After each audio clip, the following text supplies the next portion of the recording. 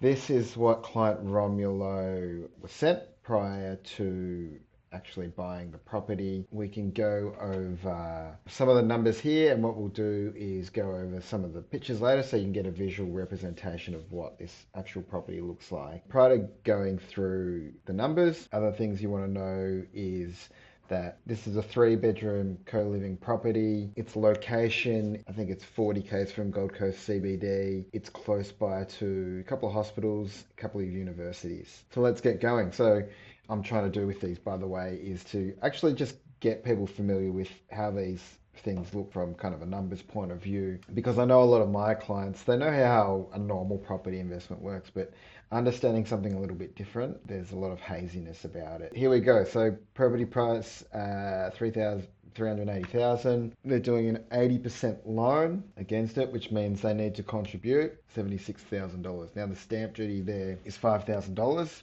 What a lot of Victorians quickly clue on about is that is really low compared to Victoria. You're looking at about $19,000 in Victoria, plus land transfer as well. So anyway, a couple of the basics there: legals, building and pests. Total funds required 83,000. So I can already tell by this type of property that actually it's pretty low in price and there's not that much money required to get into it. I mean, 83,000 isn't a lot if you currently already own property and you've developed some equity. There's a brief rundown of the fees here, but you've got fees here, which is utilities, management fees, mortgage repayments. They're looking at the mortgage as interest only, insurance and landlord.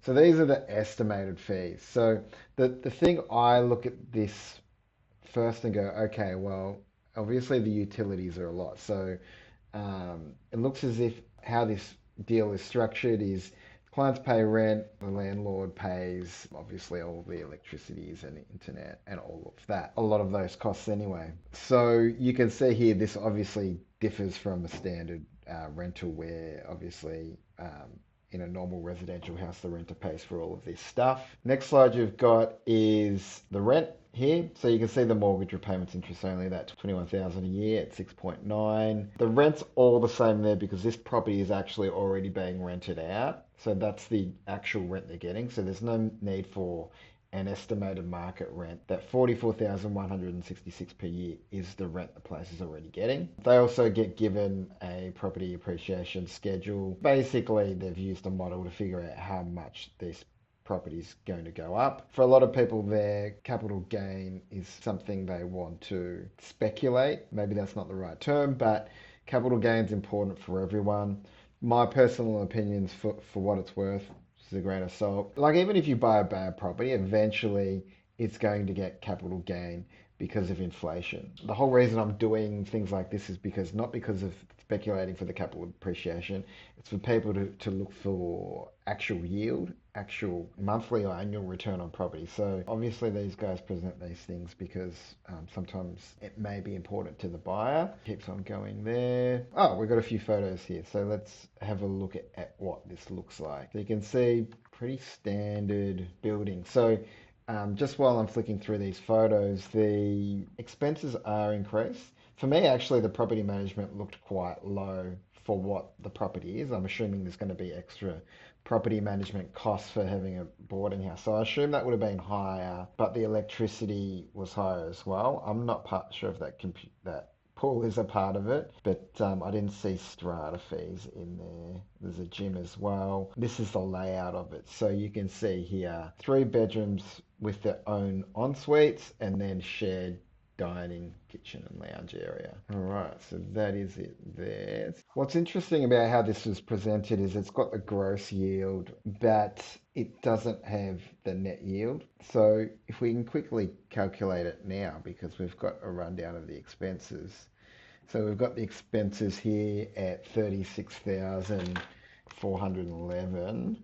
And we have income at 44,166. So it's making 7,700 per year. So that's 7,700. You could look at this a few different ways. You could look at it 7,700, the overall cost of the property, or you could look at it 7,700 over the 80, what was it, 83,000 or whatever you put in, and that's a return on your cash investment. What is important to understand here for someone that's looking for cash flow is, does this actually suit my needs?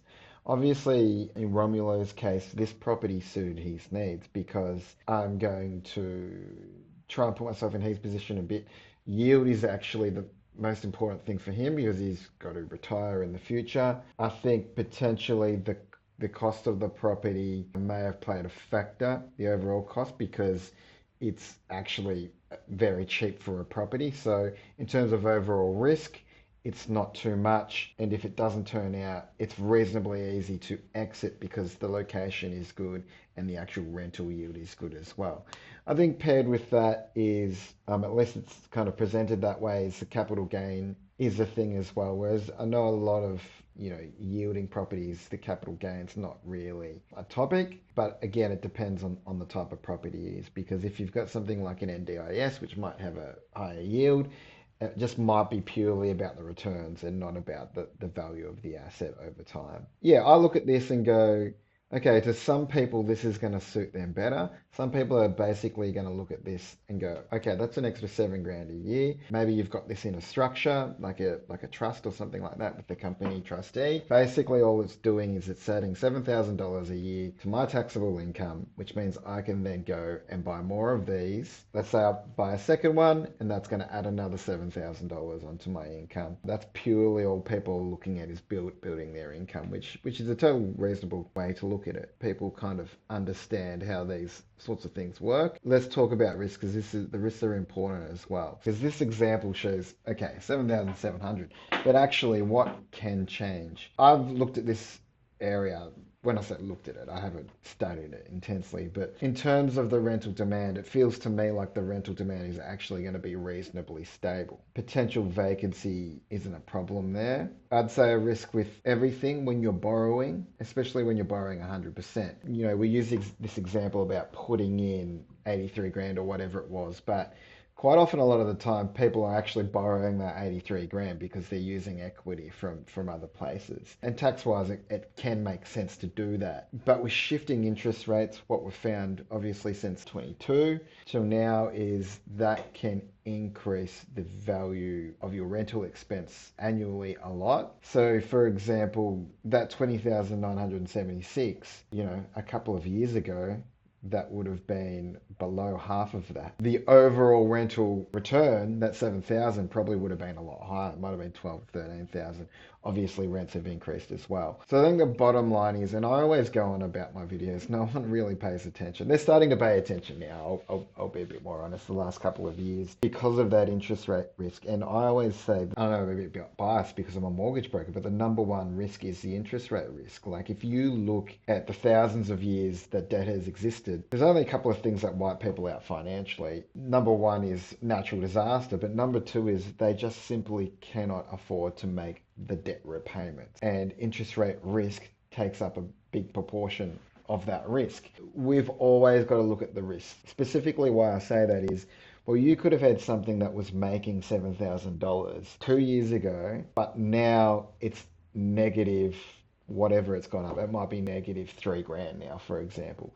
So this is what we have to be constantly conscious of when we're investing. And this is the actual risk that everyone has to manage. One of the big things I've been thinking about lately is debt is a coin with two sides, and that is opportunity and risk. And I feel like the last kind of 15 years we've been living in some twilight world where we've been tricked into thinking that two sides of the debt coin is opportunity and opportunity. But the truth is that risk is always there. It may be hidden, it may be put to somewhere else, it may be moved further in time, but the risk is always there. And as investors, we always have to try and figure out what are the risks I can't see, because the ones you can't see are actually the ones that wipe you out. Anyway, I hope that helps. Guys, give us some comments. Like, do you want to see more case studies? Because I've actually got more numbers of different case studies like this of what other customers are doing. Let us know if you've got any questions. I'll do my best to answer them. If you want to talk to the buyer agent, the client used a buyer agent to source this property, by the way. If you want to use this buyer agent, I'm happy to point you in the right direction and say, look, this is who client used. If you want to explore any opportunities through them, happy to pass them on. All right, thanks guys, cheers.